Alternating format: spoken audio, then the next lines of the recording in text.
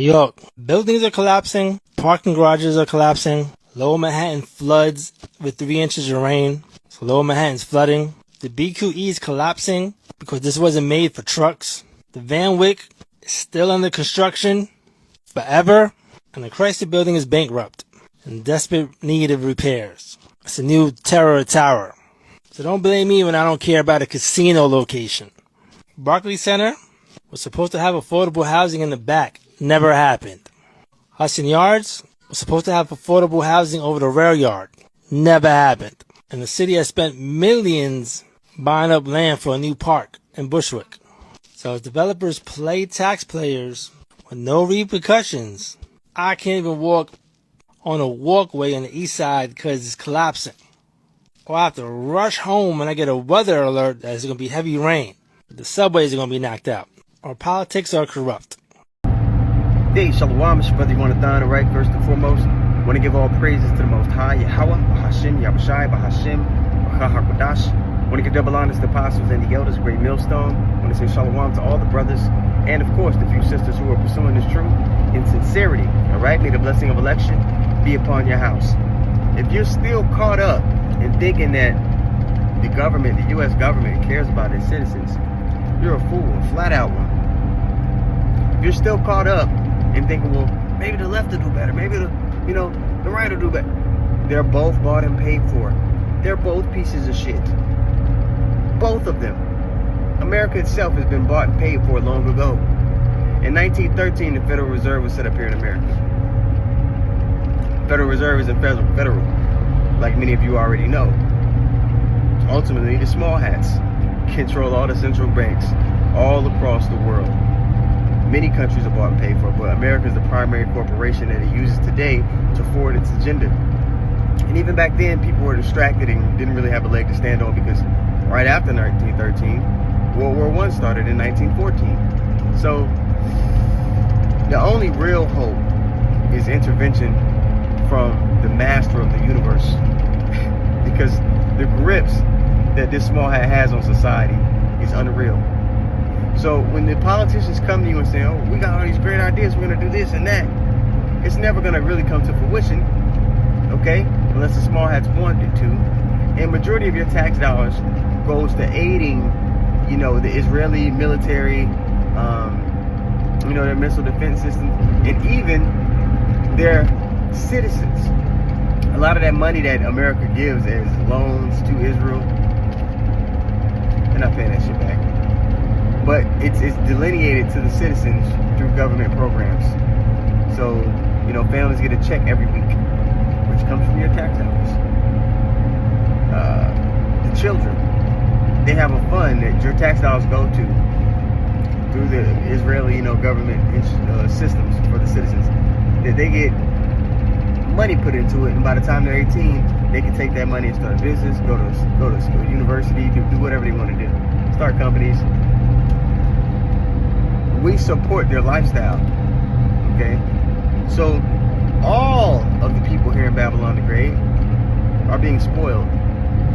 Not to the extent that the Israelites are, but everybody's being spoiled. All right, so this is Isaiah 42 and 22, okay? And I'm gonna read it in the NLT here. All right, it says, but his own people have been robbed and plundered, okay? Enslaved, imprisoned, and trapped.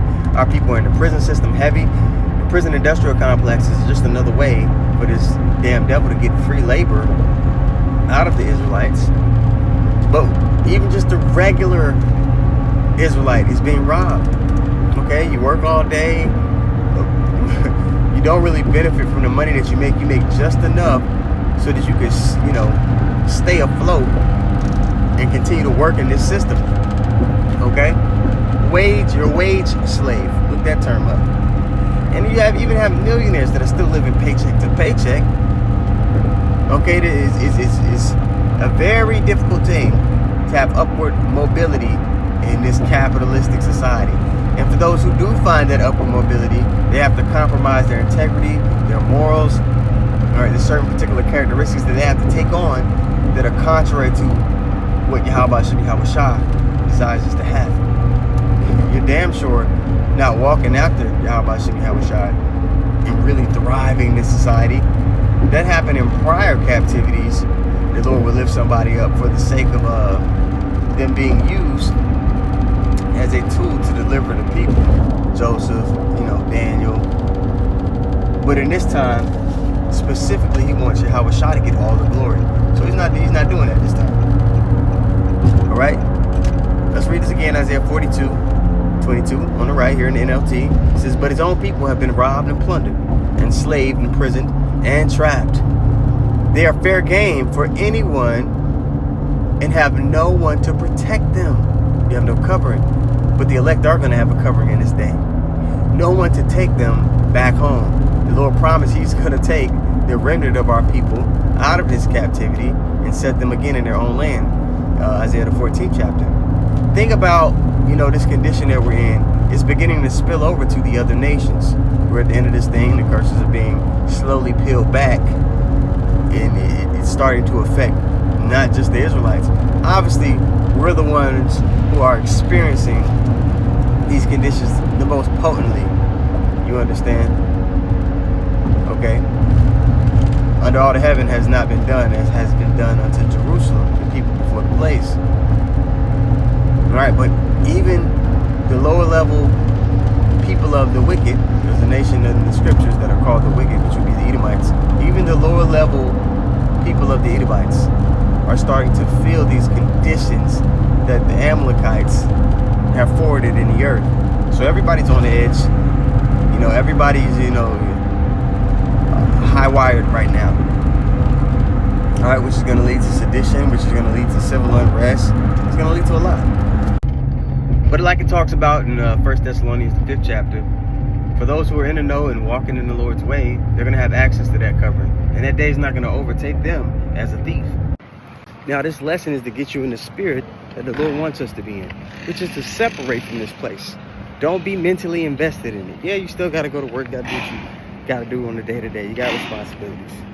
But don't be invested into this place to where it has grips on your mental and spiritual state. You understand? Don't be in the spirit of Lot's wife. Her possessions possessed her. You don't have anything here. Your investment and your concerns should be in the world to come. When we go to 2 Peter 3:13, it talks about us seeking new heavens and a new earth wherein dwelleth righteousness. Meaning that's what we're invested in. That's what our attention is given to. Even the disciples, they were always asking Yahawashi the question, "Wilt thou at this time restore the kingdom unto Israel?" That's the goal, sovereignty. There's no sovereignty within this kingdom. This one has to be casted down first for righteousness to ring forth. There is no policies to vote for, because this reality is going to go to hell anyway. It's going to be burnt up. Okay, it's going to be casted down. So there's no politician or no governmental figure that they at least should be able to put up in front of you to where you feel like, oh, there's hope. No, you're not invested in this place. Micah 2:10 states what? "Arise ye and depart, for this is not your rest." You got to come out of this place in the mind first. The kingdom of heaven starts in the minds of the elect. That's what you have to, be invigorated by, have vision for.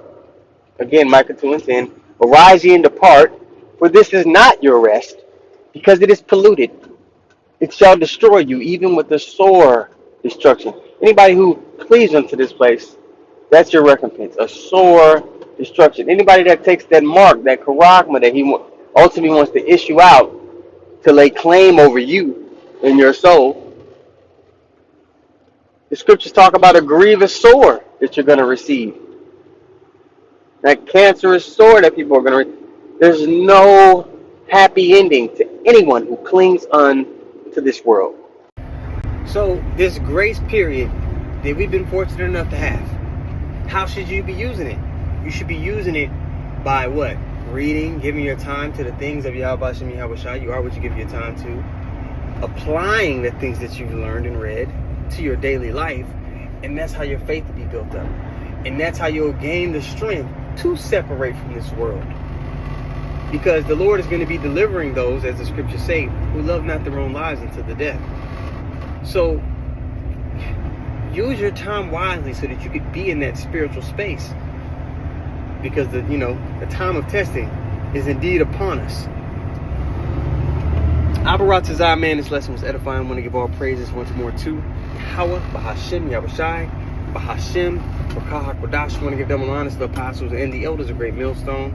I want to say shalom to all the brothers and, of course, the few sisters who are pursuing this truth in sincerity. All right, may the blessing of election be upon your house. Shalom.